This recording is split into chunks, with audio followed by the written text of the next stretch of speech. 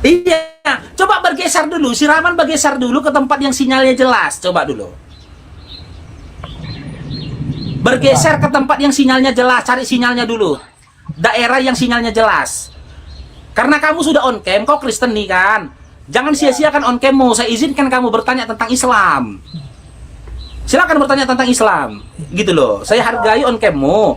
Dengan kamu silakan bertanya tentang Islam. Gitu Rahman. Saya tidak mau bertanya banyak-banyak Pak. Di sini saya bertanya apakah di agama Islam sudah mengajarkan tentang toleransi atau belum? Oh, Islam itu sudah sempurna tentang toleransi dalam surah Al-Kafirun. Al-Kafirun, lakum dinukum waliyadin. Untukmu agamamu, untukku agamaku. Nah, sekarang saya tanyakan, kalau di Kristen apakah ada ajaran tentang toleransi? Ya ada dong, masa nggak ada? Karena kami terus bersabar melihat kaum dirimu, maaf ya sebelumnya, biasanya saya melihat di kaum muslim juga terdapat muslim yang toleransinya berapa dan terus nggak benar itu, nggak benar. Rahman, jangan begitu. Kau nggak benar Rahman. Yang benar itu ketika kau beribadah itu yang jaga dari mereka juga, Rahman. Ya, bentar Arom. Ini bentar Arom. Oke, bagaimana dengan 2 Yohanes 1 nomor 10 ini Rahman? Jikalau seorang datang kepadamu dan ia tidak membawa ajaran ini, janganlah kamu menerima dia di dalam rumahmu dan janganlah kamu memberi salam kepadanya. Di mana toleransinya ini Rahman? 2 Yohanes 1 ayat 10 patah-patah dia. Bukan khusus orang yang tidak percaya sama Tuhan Yesus, dan kami juga tidak mau berbanyak perkataan dikarenakan Alkitab mengajarkan itu untuk tidak bertoleransi. Nah, itu ajaran umat Kristen untuk orang-orang yang agama berbeda dengan kami. Nah, kami juga saya juga memperjelaskan. Nah, saya mengatakan jikalau seorang datang kepadamu dan dia tidak membawa ajaran ini, janganlah kamu menerima dia di dalam rumahmu dan janganlah memberi salam kepadanya. Nah, artinya bagi kamu itu untuk iblis, bukan untuk orang-orang manusia. Nah, apa yang kau bilang itu iblis? Kok lari ke iblis kau? Baru tahu aku iblis punya ajaran loh. Si Rahman ini. Rahman, tenang dulu Rahman. Tarik napasnya Rahman, lupa pula nanti kau bernapas kau. Rahman. Literally di sini tidak ada tentang iblis loh Rahman. Yang kutanyakan samamu, jika ada orang yang bukan Kristen datang ke rumahmu berkunjung, berdasarkan 2 Yohanes 1 nomor 10 ini, apakah kau boleh menerima dia masuk ke rumahmu? Ya bolehlah, kan kata namanya toleransi. Nah, berarti kau membantah Bibelmu. Kau bantah Bibelmu. 2 Yohanes 1 nomor 10 mengatakan jangan, nggak boleh. Jikalau seorang datang kepadamu dan dia tidak membawa ajaran ini, janganlah kamu menerima dia di dalam rumahmu. Di sini dikatakan jangan kau menerima dia di dalam rumahmu. Berarti toleransi yang dilakukan oleh si Rahman itu bertentangan dengan apa yang tertulis dalam Bibel kalian. Saya ulangi lagi Rahman ya. Jika ada orang di luar Kristen datang ke rumahmu bertamu, apakah boleh kamu menerima dia masuk ke dalam rumahmu? Berdasarkan 2 Yohanes 1 nomor 10 ini, bolehkah kamu menerima dia di dalam rumahmu? Boleh. Saya penjelasan boleh? Nah, berarti kau membantah Bibel. Berdasarkan 2 Yohanes 1 nomor 10 ini, boleh atau tidak boleh? Berdasarkan literally ini 2 Yohanes 1 nomor 10, boleh atau tidak boleh? Dan kami tidak mandang rendahnya orang agama apapun, ya. Oke. Itu pendapatmu. Lagi, aku dia lagi sekolah kali, Bang Faruk. Dia lagi sekolah kayak gitu. Tapi nggak apa-apa loh, Arom. Kita hargai ya semangat dia untuk membela, berapologet, nggak boleh. Jadi gitu teman-teman ya. Aku kalau ada teman Kristen maupun dia anak-anak, ya seperti Seraman ini, kuhargai. Karena memang harus ada giroh kan. Gak boleh dia merasa, gak boleh dia diam ketika dia ngerasa keimanan dia tuh diinjak-injak. Gak boleh. Itu manusiawi itu. Silakan gitu loh. Tapi seharusnya didampingi sama pengetahuan. Gini Rahman, dengar abangnya Rahman. Berdasarkan 2 Yohanes 1 nomor 10, boleh nggak kamu menerima orang di luar Kristen untuk bertamu ke rumahmu? Jujur. Maksudnya? Di dalam 2 Yohanes 1 nomor 10 ini kan dikatakan Rahman. Dia belum Ini baca Bang Faruk. Seperikopnya juga belum baca dia. Satu perikopnya aja kau tunjukkan. Dia belum baca dia. Dalam 2 Yohanes 1 nomor 10 kan ini dikatakan ini Rahman. Tengok Rahman ya. Kak, jikalau seorang datang kepadamu dan ia tidak membawa ajaran ini, janganlah kamu menerima dia di dalam rumahmu. Nah, sekarang saya tanya sama Rahman. Berdasarkan 2 Yohanes 1 nomor 10, kalau ada orang yang tidak membawa ajaran Kristen, datang ke rumahmu bertamu, bikinlah dia Islam. Bolehkah kamu menerima dia masuk ke dalam rumahmu? Aku gak dapat pendapatmu, tegak tanya pendapatmu Rahman ya. Berdasarkan 2 Yohanes 1 nomor 10 ini, boleh nggak dia kau terima dalam rumahmu? Boleh, Pak. Bagi saya boleh, karena kita juga saling belajar. Bukan bagi. Bentar Bang Faruk, sebentar Bang Faruk, biar nggak buat nggak malu yang lain. Rahman, coba Rahman, coba apa yang kau tahu dalam Alkitab? 2 ayat aja sebut sama saya, 2 ayat aja yang kau tahu dalam Alkitab. Ya, dalam Yohanes pasal 3 ayat 11 berdasarkan tentang kasih karunia. Terus? Kita semua sebagai manusia. Terus? Dalam Yesus. Jelas suaranya. Jelas suaranya. Suaranya jauh kalinya. Coba kutanya gini, Rahman, karena kan ada konsep keselamatan ya, Rahman. Menurutmu di ayat berapa tertulis konsep keselamatan dalam kekristenan, Rahman? Larinya dia. Jaringan dia nggak bagus teman-teman ya. Bisa jadi dia tadi jatuh karena jaringan. Ya, jadi begitu teman-teman ya. Dia mau dia. Jadi data itu Faruk, ku jawab ya Faruk ya. Oke. Jadi pada waktu itu belum ada namanya ajaran Islam, Faruk. Oke ya. Jadi itu sebenarnya nggak menyinggung tentang Islam, Faruk. Untuk tidak menerima itu karena pada waktu itu kaum Yahudi itu orang-orang yang keras, orang-orang yang kasar. Jadi selalu menolak ajaran dari Yesus Kristus. Makanya muncullah kalimat itu bahwa untuk murid-muridnya atau untuk para pengikutnya tidak menerima mereka di luar dari ajaran Yesus Kristus, gitu Faruk. Ya, sebenarnya gini, Aro. Kalau kita mau mengkaji tentang literate-nya, kan gitu, dan juga latar belakang dari ayat itu, insya Allah aku tahu, Aro. Ajaran ini, jujur Om ya, tapi kau jangan bohong kau nih. Makna ajaran ini, ya, itu makna ajaran ini, ajaran dari Yahudi atau Kristen? Kristen juga belum ada, Faruk. Kristen Yahudi yang berdasarkan Taurat ini dibawa oleh Yesus dalam Matius 17:18. Betul, tapi kan waktu memang itu, seperti itu. Yahudi itu memang seperti itu, teman-teman. Yahudi itu apa kalau bisa dibilang ya? Apa namanya? Apa namanya itu kalau apa berlebihan itu apa namanya dia? Bertengkuk dia. Bukan pas rasil dia, bukan rasis dia, Bang. Dia suka itu berlebih-lebihan sampai harga mati gitu loh. Fanatik, itu dia, betul. Fanatik dia. Yahudi itu memang begitu fanatik. Jadi sebenarnya kalau kita jujur-jujuran, ajaran ini maksudnya itu apa? Ajarannya Yahudi, bukan Kristen. Karena memang Yesus itu nggak pernah menyampaikan ajaran Kristen kepada murid-muridnya. Ya, nggak begitu, Faruk.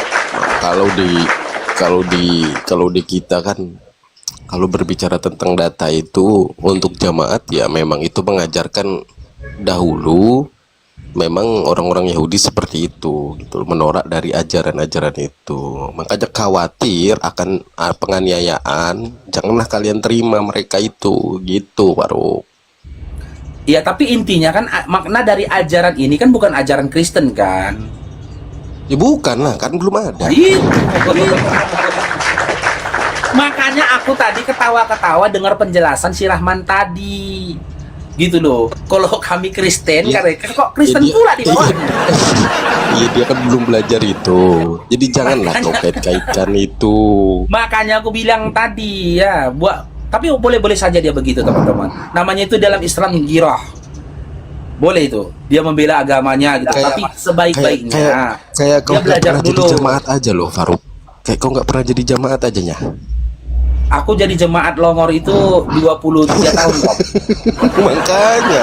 Jadi jangan 22 tahun lah, 22 tahun. Sisanya aku jadi jemaat cerdas aku karena aku baca Bibel. Oke. Bunda MMH Raihan, selamat bergabung Bunda. Tolong turunkan bang, tolong turunkan. Oh iya, siap Bunda, siap Bunda. Cair dong, diberkati Bang Gil. Oke, kita cek lagi ada mau naik lagi nggak? Oke, gimana kita lanjut lagi di ngobrol-obrolannya, Arom?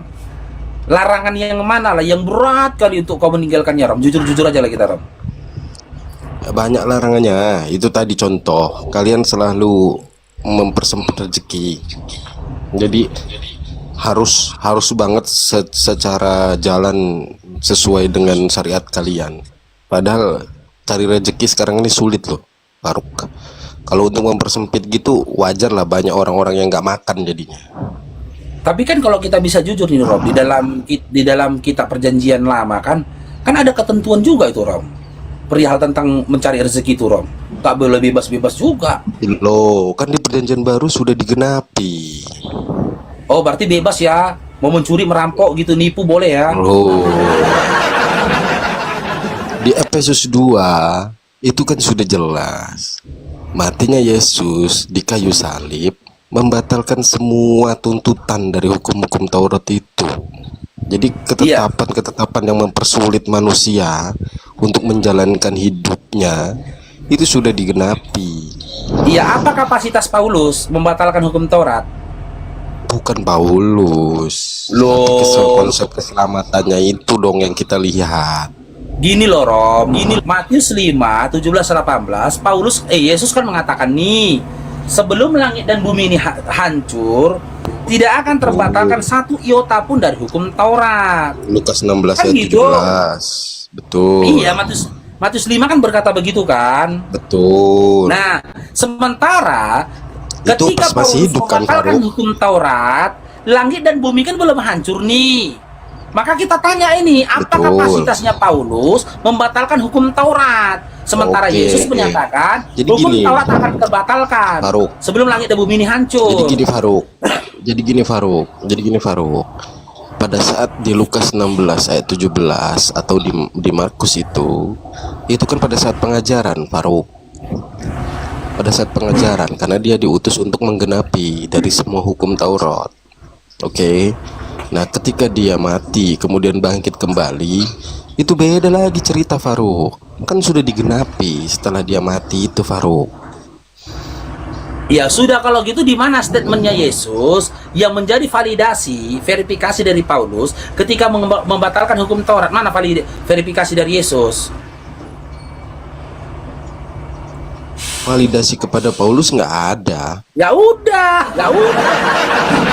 Makanya aku bertanya, Rom, apa Tapi kan dia kapasitas manusia Paulus dipilih. ini sehingga dia berani Tapi kan membatalkan hukum Taurat? Tapi kan dia manusia yang dipilih oleh Yesus. Oke, berarti ketika Yesus, kalau kita anggap saya ikuti cara berpikirmu. Ketika Yesus memilih Paulus, berarti pada waktu yang sama Yesus mau mengatakan apa yang dilakukannya ketika di dunia itu salah. Pengajarannya betul untuk orang Yahudi. bahwa Kan dia bilang dalam Matius 5, dalam Matius 5 kan dia Betul. bilang. Sebentar lu, Faruk gini Kamu Faruk. yo tahu hukum Taurat itu tidak akan Faruk. terbatalkan sebelum langit dan bumi hancur. Faruk. Pada saat pengajaran itu kan tujuan dia untuk menggenapi hukum Taurat kan Faruk. Nah, ya. Nah, betul Terus? kan? Bahkan dia menjalankan taat sampai mati di kayu salib untuk hukum Taurat itu. Tidak ada, Nah, yang itu nggak ada narasi dia gitu.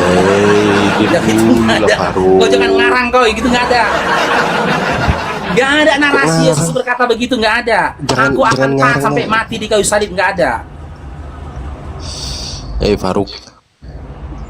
Matius 16 ayat 21 sampai 28, Filipi 2 ayat 6 sampai 8 itu kan Ya, kita menjelaskan buka itu, ya. Faruk. Kita buka ya. Matius 16. Nggak usah kau buka lagi, nggak usah kau Kita buka, buka teman-teman. lagi. Teman-teman berlihat ini ya. Matius 16 nomor 21 sampai 28. Hah? Ya, Sekron Bang GL, barakallahu fikum. Matius 21 dan nomor berapa tadi? Matius 16 ayat 21. Oh, 21 aja. 21 sampai 28. Oke, kita baca ini Ram ya. Sejak waktu itu Yesus mulai menyatakan kepada murid-muridnya bahwa ia harus pergi ke Yerusalem dan menanggung banyak penderitaan dari pihak tua-tua, imam-imam kepala dan ahli Taurat, lalu dibunuh dan dibangkitkan pada hari ketiga. Tetapi Petrus menarik Yesus di samping dan menegur dia. Katanya, Tuhan, kiranya Allah menjauhkan hal itu sekali-kali tak akan menimpa engkau. Ya, sekarang aku tanya sama Rom. Matius 16 nomor 21 ini perkataan Yesus atau karangan Matius? Yang menyatakan siapa, Faruk? Gimana? Yang menyatakan siapa di situ? Nanti dulu. Ini perkataan Yesus bukan? Atau cerita yang diceritakan Matius? Yang menyatakan siapa di situ? Nanti dulu lah kita ke sana. Bagaimana kita mau menyampaikan Ya kan yang kau udah menyatakan tahu, gitu? ya kan kau udah tahu. Di situ isinya cerita semuanya. Setan memang Faruk ini. Bukan perkataan Yesus kan. Sementara yang kuminta itu adalah perkataannya Yesus. Sementara ketika Matius menuliskan ini, Yesus tidak memverifikasi tulisan dia ini tadi gitu loh. Itu yang pertama. Yang kedua, ketika Matius menuliskan ini, tidak ada catatan yang menyatakan bahwasanya Matius ada di tengah-tengah, bahkan di samping Yesus ketika dia menceritakan apa yang dikatakan dan apa yang dilakukan Yesus pada masa itu. Itu cerita Matius. Makanya gitu Rom, aku kalau ada yang bercerita tentang Bible ini, apalagi mengutip perkataan Yesus, di mana perkataan itu aku yakin tidak pernah disebutkan oleh Yesus, tapi merupakan sebuah cerita yang diceritakan oleh si penulis yang tidak diketahui siapa orangnya, itu aku akan open mic, nggak akan diam aku gitu loh. Iya kan, kalau kita yang baca itu, kita kan dapat uang, Faruk. Kalau kau yang baca itu kan kau nggak dapat uang, Faruk. Ngapain kau? Betul juga ya. Kalau kau yang baca kau dapat uang ya kan. Aku yang baca aku dapat cacian. Makanya aku kau suruh baca tadi ya. Oke, asli. Turun lagi dia nih.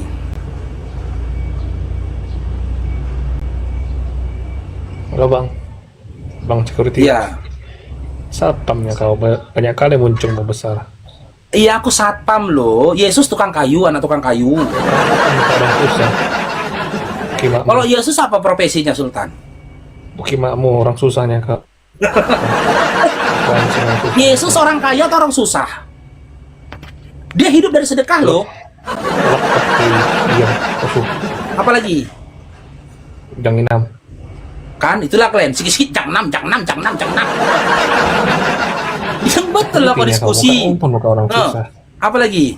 Bahas agama kau. Agama siapa kau bahas? Hah? Mukamu tengok, Ru. Muka orang susah, Ru. Loh, Yesus orang susah atau orang kaya? Hah? UMR-nya gaji muruk. Yesus pernah terima gaji UMR nggak? Kau kan nggak sekolah teologi apa pula bahasamu. Baca Dinda dalam Markus 3 nomor 6, Markus 6 nomor 3. Yesus itu anak tukang kayu. Jai dong, dipercaya Bang GL. Barakallahu fikum. Jadi gini ya, Dinda apa? Dinda siapa namamu? Dinda Sultan. Sebelum kau menghina orang, cerminkan dulu sosok yang kau tuhankan. Dia kaya atau miskin? Yesus itu bukan pengusaha batu bara. Yesus itu bukan pengusaha tambang minyak, bukan. Dia anak tukang kayu. Dia hidup dari sedekah. Kau mau rendahkan aku, tapi tak akan bercermin kau kepada sosok yang kau tuhankan. Ini maaf cakap ya Sultan ya. Bahkan terkesan aku lebih kaya daripada dia loh. Aku punya sepeda motor. Ini sepeda motorku tuh punya sepeda motor. Tuh. Mana tengok? Tuh. Yesus dalam Matius 21 nomor 1 sampai 5 ngambil keledai orang. Kenapa itu? Saking nggak punyanya dia keledai untuk ditungganginya, suruhnya murid-muridnya pergilah ke desa seberang sana. Di situ ada terikat seekor keledai beserta anaknya. Bawalah dia kemari. Jika mereka bertanya, katakan kepada mereka, Tuhan memerlukannya. Apalagi Sultan? Kurangin naruh. Kurang-kurangin apa? Ke sekolah teologi. Apakah Matius, Markus, murid-muridnya Yesus pernah sekolah teologi? Apa semuanya bu ikan asin? Loh, bagaimana dengan napas Yesus ketika berkata Eli Eli lama sabachthani? Dia baru minum apa itu anggur asam campur bunga karang. Pasti lebih bau itu. Udah di atas. Hah? Udah disalib. Apa? Allahku, mengapa engkau meninggalkan aku? Iya, napasnya bau nggak ketika ngomong kayak gitu? Lebih bau nafasmu lah. Ikan Loh, asin. dia baru minum anggur asam campur bunga karang waktu itu. Gak ada orang, ini sains ya, ini bukti fakta. Gak ada orang yang memiliki napas yang wangi ketika sesaat setelah minum anggur asam campur bunga karang. Bau. Itu fakta, bau. Sama halnya ketika orang baru minum tua ngomong bau mulutnya. Ini anggur asam campur bunga karang lagi loh. Bisa kau bayangkan kayak mana hausanya? Makanya kau jangan menghina kau. Balik ke kau, nanti malu kau. Apalagi Sultan? Muka orang susah. Loh, Yesus orang susah atau orang kaya? Kaya lah. Hah? Kaya. Kasih datanya di mana Yesus itu dikatakan orang kaya. Nanti aku kasih datanya sama kau di mana Yesus hidup dari hasil sedekah. 5 roti 2 ikan, kau tengok itu. Hah?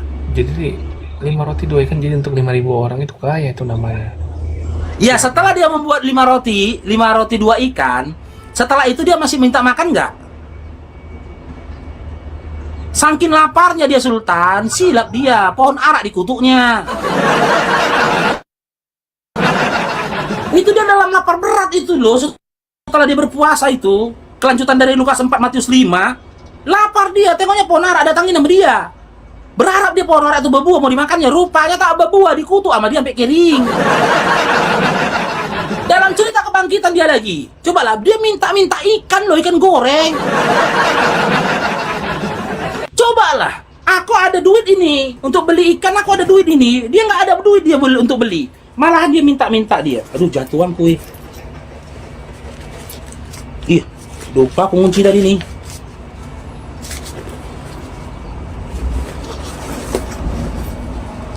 Jatuh uangku. Jatuh uangku 60.000. Kacau kita nih. Betul jatuh. Oh ini di sini dia nih. Nih, aku punya uang untuk beli ikan ini, punya uang. Nggak salah letak rupanya gue bang, pikir jatuh, keringat dingin juga wah. Dia nggak punya gitu loh. Dia bisa beli ikan goreng, ini dia minta ikan goreng. Cemana tuh Sultan? Hah? Sultan? Hei Sultan?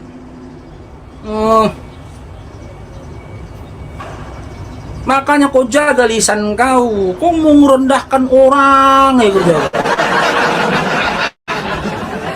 Begitu dibalas kau gitu nggak tahan kau kan? Ya kan? Kena jantung kau.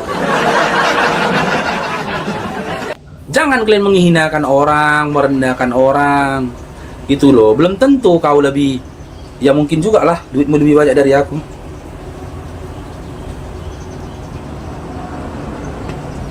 Oke, lanjut.